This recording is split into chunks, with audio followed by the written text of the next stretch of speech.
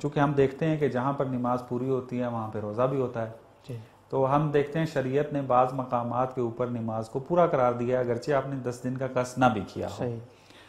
تو ان مکانوں کے اندر جہاں 10 دن سے کم عرصے میں بھی نماز پوری پڑھنے کا حکم ہے، آیا روزہ وہاں رکھ سکتے ہیں؟ دیکھیں، سب سے پہلے تو ہم نماز کے مسئلے کو بیان کریں کہ وہ کون سے مقام ہیں جہاں پہ انسان کو یہ اختیار ہے کہ وہ پوری نماز پڑھے یا قصر نماز پڑھے.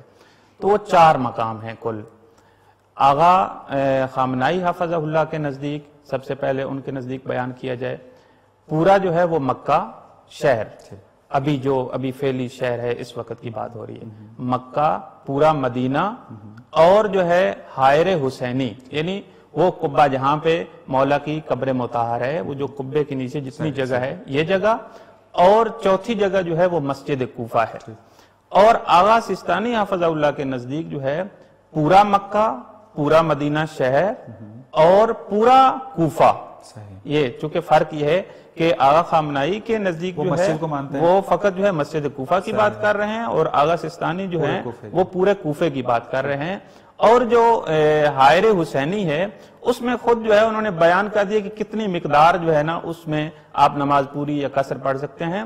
وہ ہے 11.5 میٹر لکھا ہے، جس کو اگر آپ فٹ سے وہ کریں تو 37 فٹ بنتے ہیں. ٹھیک ہے، تو یہ 37 فٹ جو ہے زری کے ارد گرد 37 فٹ، 37 فٹ زری کے ارد گرد، یعنی قبر مطہر کے ارد گرد جتنی بھی 37 فٹ ہے اتنی جگہ میں.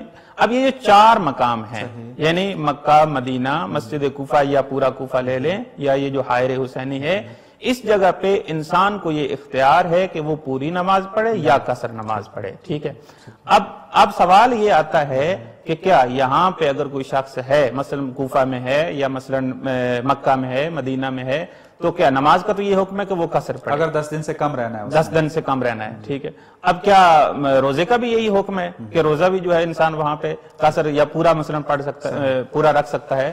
تو کہتے ہیں کہ نہیں، روزے کے لیے یہ صورت نہیں ہے، یہ فقط جو ہے نماز کی بات ہو رہی تھی. یہاں پہ بھی مثلا مکہ میں یا مدینہ میں اگر آپ پورا روزہ رکھنا چاہتے ہیں تو پھر آپ کو 10 دن کا قیام کرنا ضروری ہوگا آپ کے لیے.